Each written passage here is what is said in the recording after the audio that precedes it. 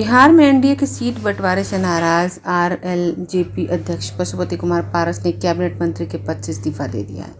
उन्होंने कहा कि वो सीट बंटवारे से नाराज थे। महज 2 से 3 मिनट की प्रेस कॉन्फ्रेंस में उन्होंने केंद्रीय मंत्री पद से इस्तीफा देने का ऐलान कर दिया। उन्होंने इस बात का भी जिक्र किया कि उनकी पार्टी के साथ अन्याय हुआ है। पूरे ईमानदारी के साथ उनकी पार्टी ने एनडीए की सेवा की है। पारस ने कहा कि वो पीएम मोदी के आज भी शुक्रगुजार हैं, लेकिन मेरे और मेरे पार्टी के साथ नाइंसाफी हुई है, इसलिए कैबिनेट मंत्री पद से इस्तीफा देता हूं।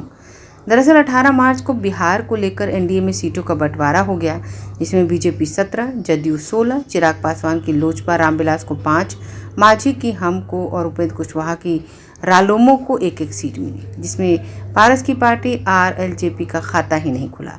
आरएलजेपी को एक भी सीट नहीं मिली, जिसको लेकर पशुपति कुमार पारस से लेकर उनकी पार्टी के नेताओं ने भी नाराजगी है। इसी के चलते आज केंद्रीय मंत्री पद से इस्तीफा दे दिया है।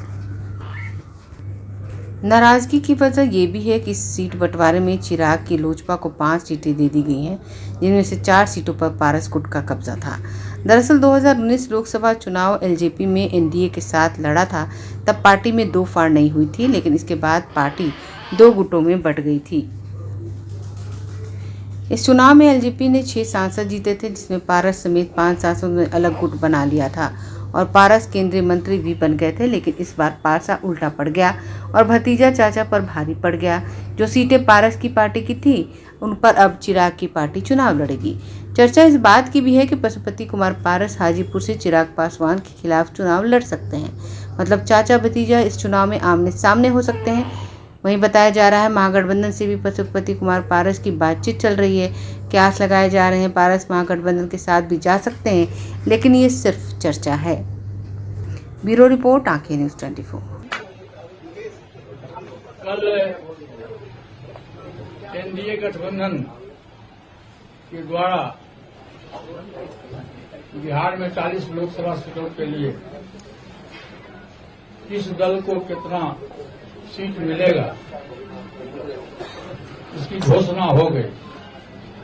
मैंने आज से 5-6 दिन पहले प्रेस वार्ता में मैंने कहा था कि हम तब तक इंतजार करेंगे जब तक एनडीए का विधिवत घोषणा नहीं होता। कल विधिवत घोषणा हो गया।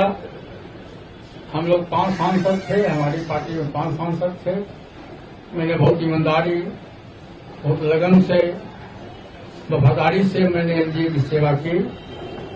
आज भी मैं माननीय प्रधानमंत्री जी का शुक्रगुजार हूं और मैं आज भी